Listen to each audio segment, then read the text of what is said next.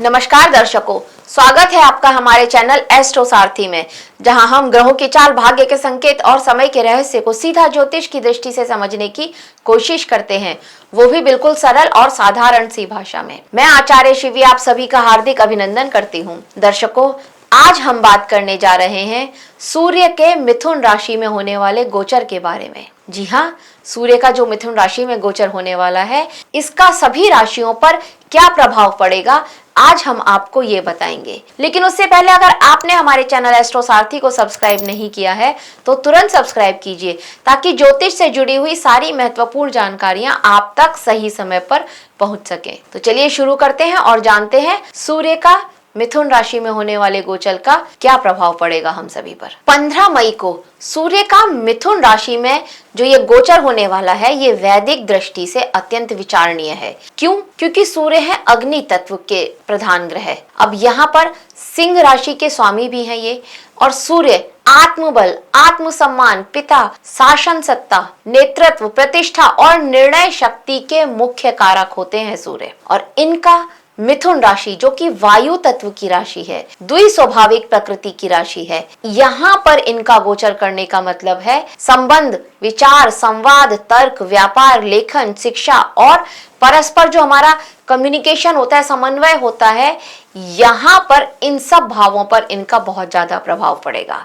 इस समय में राशि में गुरु और शुक्र पहले से ही स्थित हैं और सूर्य भी यहाँ पर प्रवेश कर जाएंगे, तो एक विशिष्ट वातावरण यहाँ पर निर्मित होगा। गुरु ज्ञान, धर्म, नीति और शास्त्र का प्रतिनिधि करते हैं, और शुक्र सौंदर्य, भोग, विलास, संबंध, दाम्पत्य जीवन की का सुख, इन सब का वो प्रतिनिधित्व करते हैं शुक्र। और इसके साथ जब यहाँ पर सूर्य होंगे तो कहीं ना कहीं गुरु और सूर्य का जो युति होगी, ये एक शिक्षक योग बनाएगी हमारे लिए। गुरु मार्गदर्शन देंगे और सूर्य अधिकार का नेतृत्व प्रदान करेंगे। इस योग से ज्ञान को सामाजिक प्रतिष्ठा भी मिलेगी, किंतु अहंकार, वाणी में कठोरता भी आ सकती है, मतभेद भी उत्पन्न होंगे। और सूर्य और शुक्र की युति ये संबंधों में, प्रशासनिक निर्णयों और सामाजिक संपर्कों में आपके आकर्षण, कूटनीति और समझौते की जो क्षमता है उसमें बढ़ोतरी करती हुई नजर आएगी। परंतु इसके साथ साथ आत्म प्रशंसा,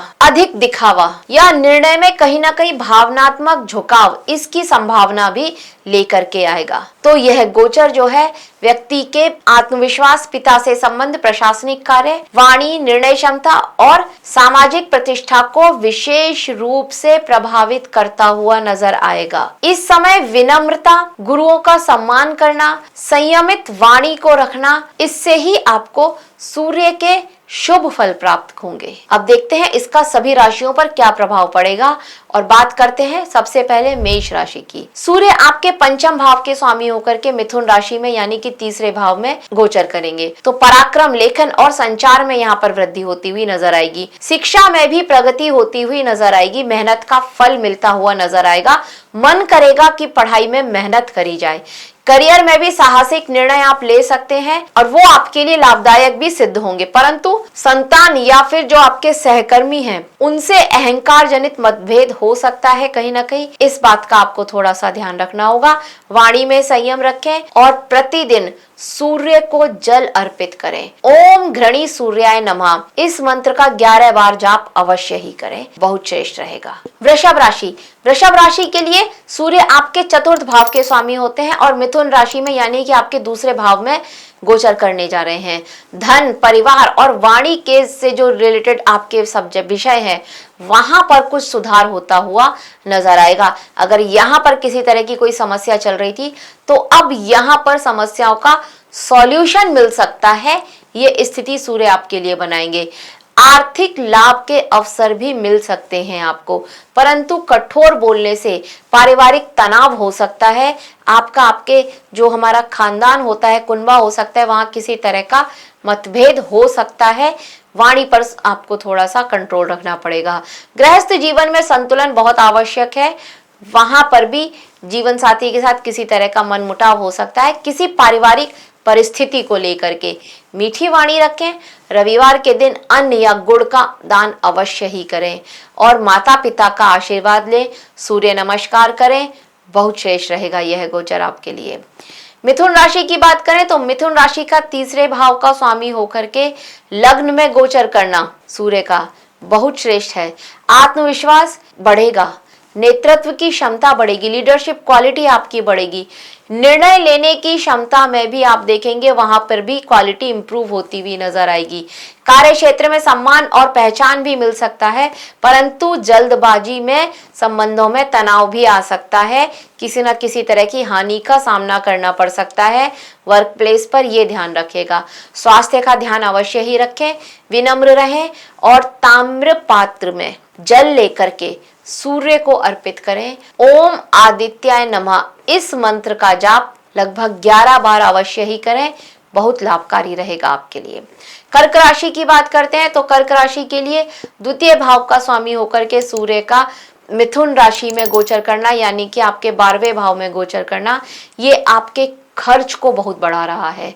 विदेश या दूरस्थ स्थान से आपका कोई कार्य है या आप किसी एमएनसी में काम करते हैं तो वहां पर लाभ के अवसर अवश्य ही लेकर के आ रहा है, परंतु आंखों से रिलेटेड प्रॉब्लम भी साथ में लेकर के आ रहा है, इस बात का ध्यान रखिएगा। परिवार में वाणी के कारण तनाव ना हो, इस बात पर भी बिल्कुल ध्यान रखिएगा। धन को संचित करें, सेविंग करें, सेविंग करना बहुत ज्यादा जरूरी है।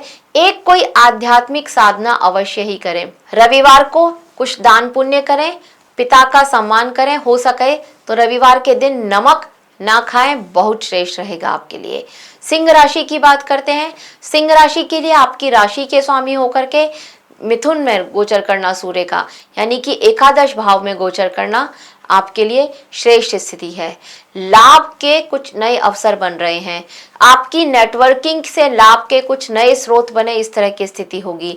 मित्रों और नेटवर्क से प्रगति संभव तो है ही, साथ ही साथ यहाँ पर मान सम्मान भी बढ़ता हुआ नजर आ रहा है, परंतु बहुत ज्यादा किसी से अपेक्षा लगा लेना ये आपके लिए ठीक नहीं है। अहंकार यहाँ पर कहीं ना कहीं आपके संबंधों को भी बिगाड़ सकता है, दोस्तों में से किसी से मनमुटाव करा सकता है, ये आपको थोड़ा सा ध्यान रखना होगा। तो बैलेंस बनाए रखना होगा, अहंकार की बिल्कुल भी अपने ऊपर हावी ना होने दें। पिता और गुरुओं का आदर करना आपके लिए बहुत श्रेष्ठ है। पिता तुल्य लोगों का बिल्कुल भी अपमान मत कीजिए। रविवार को सूर्य उपासना करें, नमक ना खाएं, रविवार को बहुत श्रेष्ठ है। और कोई एक लाल फल किसी जरूरतमंद को अवश्य दान करें, रविवार के दिन बहुत श्रेष्ठ रहेगा आपके लिए। कन्या राशि की बात कर लेते हैं। कन्या राशि के लिए सूर्य का द्वादश भाव के स्वामी होकर के दशम भाव में गोचर करना आपके कर्म क्षेत्र में कुछ नए परिवर्तन या कुछ नई जिम्मेदारियों के संकेत लेकर के आ रहा है। कहीं ना कहीं बॉस का आपको एक अच्छा साथ प्राप्त होगा, उनकी कृपा आपके ऊपर होगी और प्रमोशन के चांसेस भी यहाँ पर बनते हुए अवश्य ही नजर आ रहे हैं। प्रतिष्ठा बढ़ने की संभावना यहाँ पर बन रही है, परंतु कुछ सीनियर से मतभेद हो या फिर आपका डिसीजन में कोई भ्रम की स्थिति आ जाए, कोई गलत फहमी आ जाए, ये भी यहाँ पर होता हुआ नजर आ रहा है। तो ऑफिस में जो भी काम करें वो सोच समझ करके करें, नहीं तो एक गलत फहमी की वजह से आपका काम बिगड़ सकता है। अपने खर्च को नियंत्रण अवश्य ही करिए आप। अनुशासन, डिसिप्लिन में रहना आपके लिए बहुत जरूरी है, इस बात को भी आप अपने माइंडसेट में रखिए। रविवार को किसी भी मंदिर में जाकर के या कहीं कोई गुरुद्वारे में जाकर के सेवा अवश्य ही करें। कुछ दान कर सकते हैं तो अवश्य ही दान करें। सूर्य को अर्घ दें और 11 बार ओम सूर्याय नमः इस मंत्र का जाप आप अवश्य ही करें। तुला राशि की बात कर लेते हैं। तुला राशि के लिए सूर्य का एकादश भाव के स्वामी होकर के आपके नवम भाव में गोचर करना, यानी कि भाग्य, धर्म और उच्च शिक्षा से अब आपके लिए लाभ मिलने के योग बन रहे हैं। यात्राएं आपके लिए फ्रूटफुल रहने वाली हैं। ज्ञान वृद्धि के अवसर बन रहे हैं। कोई डिग्री आप लेना चाह रहे थे, नहीं ले पा रहे थे, अब वो डिग्री आपको मिल सकती है। कोई सर्टिफिकेशन वाला कोर्स भी अब आप कर सकते हैं, परंतु पिता के साथ भी यहाँ पर वैचारिक मतभेद होते हुए नजर आ रहे हैं, इस बात का आपको ध्यान रखना पड़ेगा। गुरुओं का सम्मान करें, पिता तुल्य लोगों का सम्मान करें, धार्मिक कार्यों में भाग लें, आपके लिए बहुत अच्छा है। रविवार के दिन किसी पीले अन्न का दान करें और सूर्य नमस्कार कर सकते हैं तो अवश्य ही करें, ये आपके लिए बहुत जरूरी है। वृश्चिक राशि की बात करते हैं। सूर्य आपके दशम भाव के स्वामी होकर के अष्टम भाव में गोचर करने जा रहे हैं। कार्य क्षेत्र में अचानक परिवर्तन हो सकता है। किसी बात को लेकर के बॉस आपसे चिढ़ जाए, ये स्थिति भी यहाँ पर होती हुई नजर आएगी। शोधन या फिर गहन जो कार्य होते हैं, मतलब कोई रिसर्च का कार्य या कुछ ऐसा कार्य जिसमें जैसे एस्ट्रोलॉजी हो गया, ज्योतिष हो गया, इस तरह का कार्य अगर आप कर रहे हैं तो यहाँ पर आपके लिए सफलता के योग अवश्य ही बनते हुए नजर आ रहे हैं। लेकिन पद और प्रतिष्ठा में भी उतार चढ़ाव साथ में बन रहा है। स्वास्थ्य का बहुत ज्यादा ध्यान रखें, सर से रिलेटेड कोई प्रॉब्लम हो सकती है, इसका बहुत ज्यादा ध्यान रखना होगा। जोखिम लेने से बिल्कुल बचना चाहिए। रविवार के दिन गेहूं का दान करना आपके लिए बहुत श्रेष्ठ है और सूर्य को जल अर्पित करें। पिता और वरिष्ठों का सम्मान करना बहुत जरूरी है। धनु राशि की बात करते हैं। धनु राशि के लिए सूर्य आपके नवम भाव के स्वामी हैं और ये मिथुन राशि में यानी कि आपके सप्तम भाव में गोचर कर रहे हैं। विवाह और साझेदारी के कुछ महत्वपूर्ण आपके सामने अवसर आ सकते हैं। वैवाहिक हैं तो वैवाहिक जीवन में कुछ अच्छे नए अवसर मिलेंगे अपने जीवन साथी के साथ समय व्यतीत करने के लिए। विवाह योग्य है तो विवाह होने के चांसेस भी यहाँ पर बन रहे हैं। कहीं ना कहीं से कोई आपके लिए एक रिश्ता आ सकता है। आपको आपके सहयोगियों से लाभ मिलेगा, परंतु जीवन साथी के साथ अगर आपका थोड़ा बहुत मतभेद चल रहा है तो वहां पर आपको थोड़ी सावधानी रखने की जरूरत होगी, नहीं तो ये मतभेद बढ़ सकता है। संवाद में थोड़ी सी मधुरता लेकर के आए, अहंकार से बचें, बड़ों का आदर करें। रविवार के दिन अगर आप सूर्य के मंत्र का जाप करते हैं या फिर आदित्य हृदय स्तोत्र का सुनते हैं या पढ़ते हैं तो ये आपके लिए बहुत ज्यादा श्रेष्ठ रहेगा। कोई भी निर्णय अगर लेना हो तो संयुक्त निर्णय लें, जीवन साथी के साथ मिलकर के निर्णय लें तो वो निर्णय आगे चल करके आपके लिए बहुत ज्यादा लाभकारी भी सिद्ध होगा। मकर राशि की बात कर लेते हैं। मकर राशि के लिए सूर्य आपके अष्टम भाव के स्वामी होकर के छठे भाव में गोचर करेंगे, यानी कि प्रतिस्पर्धाओं में विजय के योग बन रहे हैं। कोई कॉम्पिटिटिव एग्जाम आप दे रहे थे, वहां पर सफलता मिल सकती है। शत्रुओं को आप जो है आप अपने शत्रुओं पर हावी होने वाले हैं, ये वो स्थिति पड़ेगी। शत्रु अब आपके सामने सरेंडर करेंगे, कहीं ना कहीं ये वो स्थिति होगी।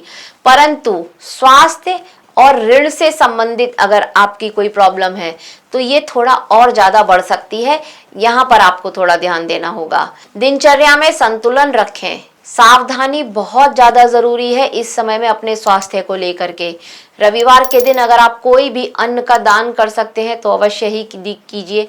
सूर्य को अर्घ दीजिए, गायत्री मंत्र का जाप कीजिए कम से कम 11 बार, ये आपके लिए बहुत ज्यादा जरूरी हो जाएगा। कुंभ राशि की बात करें तो कुंभ राशि के लिए सूर्य का सप्तम भाव के स्वामी होकर के मिथुन राशि में यानी कि आपके 5वें भाव में गोचर करना संतान और शिक्षा से जुड़े हुए विषय को सक्रिय कर रहा है। संतान का शिक्षा का सुख मिल सकता है। आपको पढ़ाई लिखाई कर रहे हैं तो पढ़ाई में आपका मन लगेगा, किसी ना किसी तरह का मान सम्मान भी मिल सकता है। कुछ ऐसा काम करते हैं जहां पर क्रिएटिविटी बहुत ज्यादा जरूरी है तो उसमें भी लाभ के कुछ अच्छे बड़े अवसर आपको मिलते हुए नजर आएंगे। परंतु जीवन साथी के साथ कहीं ना कहीं कुछ मतभेद होता हुआ नजर आ रहा है तो यहाँ पर थोड़ा सा ध्यान रखना। संतान के साथ भी किसी न किसी तरह की बातचीत लेकर के कुछ मतभेद हो सकता है, उसकी कोई बात आपको पसंद न आए, ये स्थिति यहाँ पर बनेगी। कहीं ना कहीं से आपके बच्चे की शिकायत आ सकती है, थोड़ा सा धैर्य रखें। जीवन साथी के साथ में संवाद बनाए रखें, बातचीत कंटिन्यू रखें, बातचीत बिल्कुल ना तोड़ें, नहीं तो रिश्ता टूटने की कगार पर भी आ सकता है। अपने बड़ों का सम्मान अवश्य ही करें। रविवार को अन्न का दान करें, सूर्य को नमस्कार करें, बहुत श्रेष्ठ है। ताम्रपात्र में जल लेकर के गायत्री मंत्र बोल करके अगर आप सूर्य को जल अर्पित करते हैं तो बहुत श्रेष्ठ रहेगा। मीन राशि की बात करें तो मीन राशि के लिए सूर्य आपके छठे भाव के स्वामी होकर के चतुर्थ भाव में गोचर करेंगे। कार्य में सफलता मिलने के योग बना रहे हैं, विरोधियों पर विजय मिलने के योग बना रहे हैं, परंतु गृहस्थ सुख में थोड़ी अस्थिरता लेकर के आ सकते हैं। माता के स्वास्थ्य को लेकर के भी चिंता बढ़ सकती है। घर में शांति बनाए रखें, नहीं तो आपके स्वास्थ्य को भी हानि यहाँ पर पहुंचती हुई नजर आ रही है। रविवार के दिन एक दीप प्रज्वलित करें और सूर्य को जल अर्पित करने के बाद गायत्री मंत्र का 11 बार जाप करें, बहुत श्रेष्ठ रहेगा आपके लिए। तो अंततः सूर्य का यह गोचर हमको ये सिखा रहा है कि अधिकार और ज्ञान का संतुलन आवश्यक है। मिथुन में गुरु और शुक्र की उपस्थिति जो हो रही है इस समय में शिक्षा, संवाद और सामाजिक संबंधों को सुदृढ़ करने के अवसर लेकर के आ रही है। परंतु सूर्य का तेज तभी शुभ फल देता है जब व्यक्ति विनम्रता, अनुशासन और सत्य का आचरण अपनाता है। गुरु के शुभ प्रभाव से सूर्य के परिणाम और अत्यधिक कल्याणकारी यहाँ पर आप बना सकते हैं। पिता और गुरु तथा वरिष्ठ जनों का सम्मान अवश्य ही कीजिएगा। नहीं कर सकते हैं तो अपमान तो बिल्कुल भी मत कीजिएगा। नियमित सूर्य उपासना करें, दान और सेवा करें। जीवन में सेवा भाव को स्थान दें, विनम्रता को स्थान दें। यह गोचर आपके लिए आपके आत्मबल में, आपके प्रतिष्ठा में और एक स्थिर प्रगति के कुछ अच्छे बड़े अवसर आपके लिए अवश्य ही लेकर के आएगा। दर्शकों, यह था सूर्य के गोचर की जानकारी हमारी तरफ से आप सभी के लिए। आशा करते हैं आपको हमारे द्वारा दी गई यह जानकारी अच्छी लगी होगी। अगर अच्छी लगी है तो हमारे वीडियो को लाइक करें, शेयर करें और हमारे चैनल एस्ट्रो सारथी को सब्सक्राइब करना ना भूलें। धन्यवाद।